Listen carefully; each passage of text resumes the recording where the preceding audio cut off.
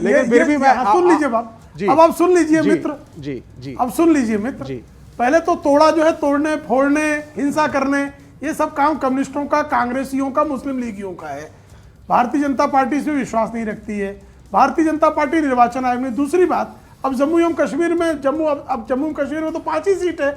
अब 5 सीट जो है वो कई फेजेस में करने का उनका इरादा है। मिजोरम तो बहुत छोटा राज्य है, वहां पर 2 फेज में चुनाव भी विधानसभा के हुए थे। और जो है महाराष्ट्र बड़ा राज्य है, वहाँ 1 फेज में चुनाव हो जाता है जैसी आवश्यकता। और बिहार में कोई पहली बार ऐसा हो रहा है क्या? बिहार में आप 91 का इलेक्शन देख लीजिए, 96 का इलेक्शन देख लीजिए, जी जी, तो 98 का देख लीजिए, 99, 2004, 2009, 2014, हमेशा जो है अधिक फेजेस में चुनाव हुए हैं। तब क्या इलेक्शन कमीशन तब भी भाजपा ने मैनेज कर रखा था? ऐसा आपका कहना है? नहीं, कैसे आप बातें करते हैं भाई?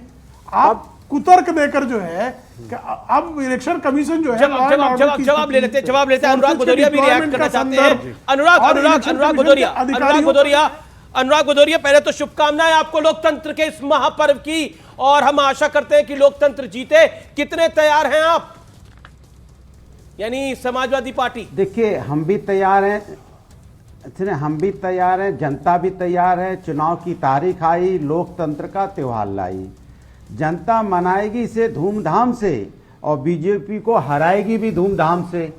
तो सवाल यह है कि अब जनता का समय आ गया है। भारतीय जनता पार्टी का समय बहुत दिन तक रह लिया, अब जनता खुश है क्योंकि जनता को अपना वोट डालने का समय आ गया है। और वो समय को पूरी तरह से, जो उसके साथ अन्याय हुआ है लगातार 5 सालों से, कह लीजिए 10 सालों से, जो भारतीय जनता पार्टी ने जनता के साथ अन्याय किया, जनता उसको वोट के माध्यम से 7 चरणों में जवाब देके और भारतीय जनता पार्टी का डब्बा बंद करके उनको घर बैठा देगी। कहेगी भैया लोकतंत्र का त्यौहार हमने धूमधाम से मनाया और ये डब्बा में ले जाओ, बंद करके डब्बा, और आपका हो गया डब्बा गोल। क्योंकि जनता का आपने जो दर्द, जो जनता को, जो कोई वर्ग ऐसा नहीं जिसको बीजेपी ने दर्द दिया ना हो। किसान उसको दर्द दिया, छात्र उसको परेशान किया, शिक्षक उसको परेशान किया, पत्रकार बंधु भी परेशान हुए। ऐसा नहीं है पत्रकार बंधु परेशान नहीं हुए, यहाँ पे महिलाएं परेशान हुई, यहाँ पे बेरोजगार परेशान हुआ। आप कह रहे हैं कि कोई वर्ग ऐसा नहीं है जिसको बीजेपी ने दर्द न दिया हो, और दिखता फिर नतीजों में हमेशा यह है कि कोई वर्ग ऐसा नहीं है जिसने बीजेपी को वोट न दिया हो।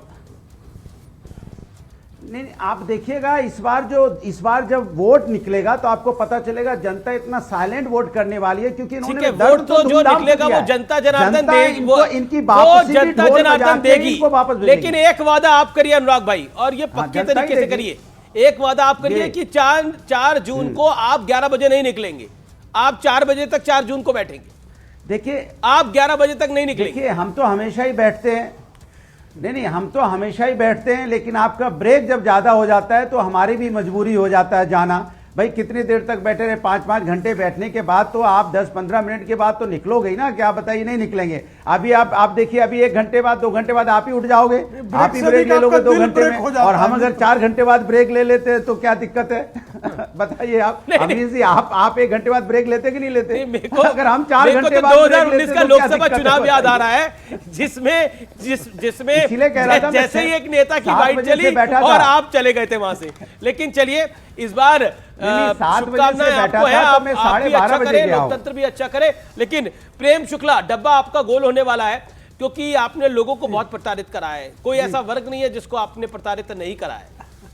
जी, समाजवादी पार्टी के प्रवक्ता साहब, भ्रष्टाचारी तो निश्चित तौर पर प्रताड़ित हुए हैं, भ्रष्टाचारी निश्चित तौर पर प्रताड़ित हुए हैं, आतंकवादी निश्चित तौर पर आपकी पार्टी में आ गए, वंशवादियों को भी प्रताड़ना का शिकार झेलना पड़ा है। अब आप वो भी आपके पार्टी में आ गए, और आप श्रीमान अनुराग भदौरिया, आपने भ्रष्टाचारी बोला, आपकी पार्टी में आ गए, वंशवादी सब आपने अपनी पार्टी में ले लिए, तो आप बचाओ बचा क्या फिर? अच्छा, आपके पास सिर्फ वंशवादी और भ्रष्टाचारी थे, आप कह रहे हैं सिर्फ बचा क्या? आप कह रहे हैं वंशवादी और भ्रष्टाचारी उधर चले गए तो बचा क्या? अभी भी सूची जारी होती है, परिवार की होता है। विवेक भी मुस्कुरा रहे हैं। वैसे अभी किशोर ने एक अच्छी बात पकड़ी थी, जिनको भ्रष्टाचारी और वंशवादी तो सब वहां चले गए, तो हमारे पास बचा भी अपनी पार्टी में शामिल कर लेते हैं ये। चलिए, मैं अब एनालिसिस में आता हूं। सतीश जी हैं यहाँ पर। सतीश जी, आपने पहले राउंड का विस्तार क्यों हो रहा है? जी, चलिए सतीश जी, देखिए अब ये ऐलाने जंग है और पहले राउंड में 102 सीटों पे वोट डाले जाएंगे, जिसमें तमिलनाडु की सीटें हैं, उत्तर प्रदेश की सीटें हैं 8, बिहार की 4 सीटें हैं, उत्तराखंड पूरा है। ऐसे ही ये तमाम राज्य हैं। क्या कहना चाहते हैं आप?